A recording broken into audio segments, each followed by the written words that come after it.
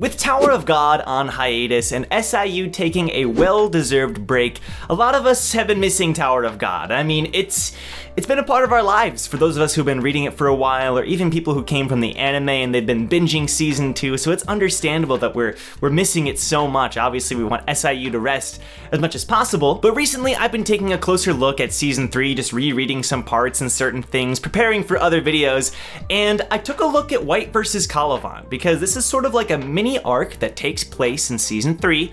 And I remember this fight, obviously, because it just happened, and I remember really enjoying it. You can see my reactions here on the channel, actually, but I don't remember it being as great and amazing as it really is.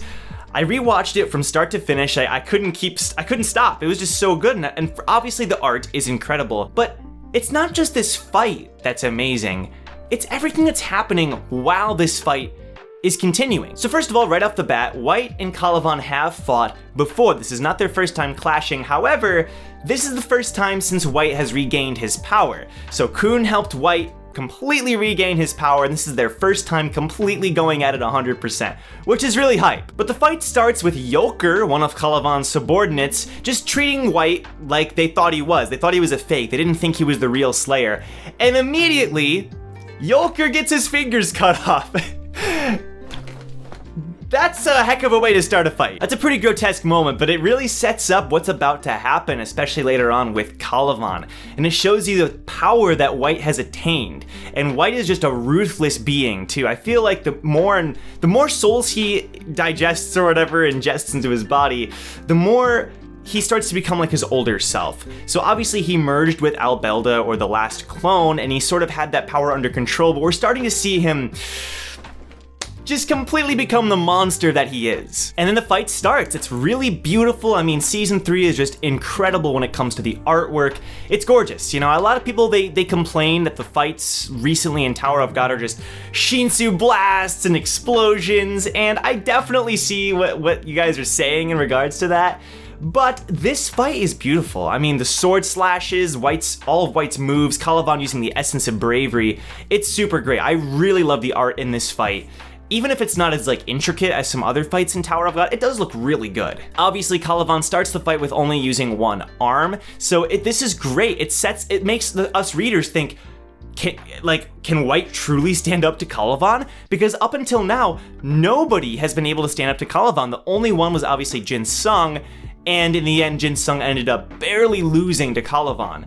And so it's like so much tension, you know? It's crazy, it's awesome. And obviously eventually he busts out his arm, but I really like the way it starts. But the fight just continues and continues, and then what really makes this fight stand out, in my opinion, is everything that's happening in the background, or however you want to think about it, the foreground, like everything surrounding it. So we start to get perspectives from Doan and Kunhind Luck. We start to see Bomb reacting to Whitt's new power. Whitt starts communicating with Bomb, telling him he can teach him how to use his souls properly. Eventually Bomb busts out the spirit bow. It's all happening while Whitt and Kallavan are having this beautiful fight. That's super cool. Obviously, eventually Kallavan busts out his other arm, and then his right arm just gives out. He ends up having to sacrifice it to create an explosion. Kallavan loses his arm. Kallavan loses his arm in this fight. What? A lot of people in the Tower of God community they complain, I mean, it's kind of a nitpick, that Tower of God doesn't have enough deaths, or that there's not enough stakes in certain ways, but this is crazy. Again, the fight starts with Yolker losing his fingers, background character, sure, whatever, but then eventually, Kallavan ends up realizing he has to tank Whitt's attacks and lose his arm. Kallavan, the big bad, you know, the guy who took out Bomb's master, loses an arm to Whitt. But then, he friggin' creates another one out of Shinsu. This is so good. This is amazing. It happens so naturally too. It doesn't feel like it's ripping us off or being kind of, I don't know, Deus Ex Machina or whatever, if that's the proper use of that term. It makes sense. I remember in my reactions, I was like, he's gonna create another one using Shinsu. It just makes total sense, you know? And he does. And it's so cool. It's so well done. This really stands out to me. It's just, oh my gosh.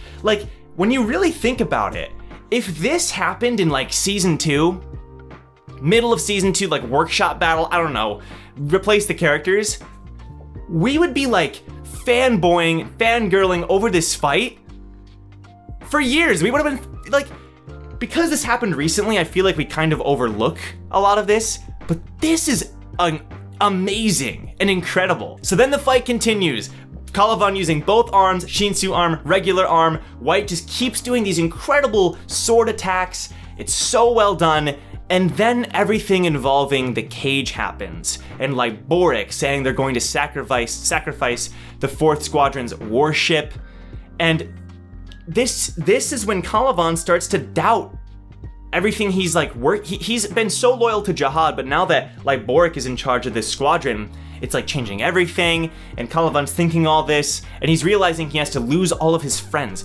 All of these people, not everybody, I think Sharon and Shonhee and people like that were not in the warship, but they're sacrificing Kallavan's men, intentionally. And Boric even says to, I think, Yasracha or Mashani, that he's doing this partially to build a new squadron, one that isn't so loyal to Kallavan, because these people, they were more than just Kallavan's subordinates. They were so loyal to Kallavan, they would do anything for him. And that's what Elpathion does earlier with Evankel. And Kallavan has to let it happen. He has to let it happen. He can't say, no, you're not going to sacrifice my men. He has to let it happen. And while he's thinking this, he's fighting Whitt, this absolute monster, and everything else is happening with Kunhain Luck. We get Kunhain Luck's backstory. We get to see Jihad with Kel Halam in the backstory. This is amazing. And then the fight continues, It's so good, it's so great. He's knowing that they're all gonna die, and then it explodes. It explodes while they're fighting. And Kallavan turns around. It continues to just detonate. The cage is exploding too. And they're all gone. Kallavan starts to reminisce and think back to all the memories that he shared with his squadron. And obviously they're not all dead, but it's the people we don't hear about that are. The people who don't have names in the webcomic or aren't crazy, powerful leaders like Chonhee. It's everybody else. Kallavan cared about every single member of his squadron. That's what makes him stand out in Jihad's army and out of the antagonists in Tower of God. He really cares. He's not really this evil villain. And even after seeing it happen, he still has to decide what's right. It explodes. And then, okay, well, at least we got rid of the needle that could take down the wall, right? Nope. Bomb ruins that. He teleports the needle out of the explosion. And they win. They win that fight at that wall. And Kallavan finally loses the will to fight. Even after everything. Losing his arm, sacrificing his arm, creating a Shinsu arm, everything. That's what gets him, is losing his friends, his squadron. He can't continue. And I just love this. Obviously, Whitt versus Kallavan, quote unquote, is the mini arc that happens with this whole Battle at the Nest thing.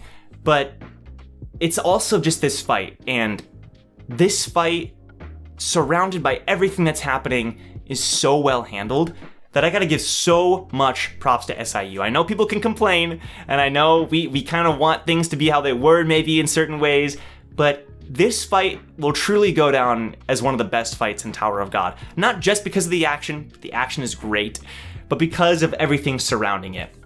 And I feel like that's a proper fight needs to have that, the emotion behind it. And it finally ends with Kallavan teaming up with Bomb temporarily, but Kallavan saying, you and I are eternal enemies. Oh my gosh. And Tower of God basically has ended there, until SIU returns, of course. And I think that's just so hype, so amazing. Obviously, Guskus and Love come in after this episode, at the end of this whole thing. The hype is amazing, the emotions. I truly think this fight is incredible. It's fantastic. In fights, we want action. This has amazing action. We want good artwork or animation. This has fantastic art. We want good characterization, even character development in certain ways, and background. and it has everything. It really does have everything. I think this fight is amazing, and I think we gotta give props to SIU for that. So I wanted to share my love for this fight after rewatching it. I think we gotta give some appreciation for Whitt versus Kallavan, because it is a lot more impactful, emotional, and just all around more amazing than I thought it was, and I already thought it was good. Thanks so much for watching, guys. If you enjoyed, leave a like on this video, and comment below your thoughts on this fight, or maybe your other favorite fights in Tower of God, because I'm really curious. I have a list. Maybe I'll make a video of top 10 fights in Tower of God at some point. And with that, yeah, thanks for watching. Subscribe for more Tower of God content, and I will see you in my next Tower of God discussion video. Take care.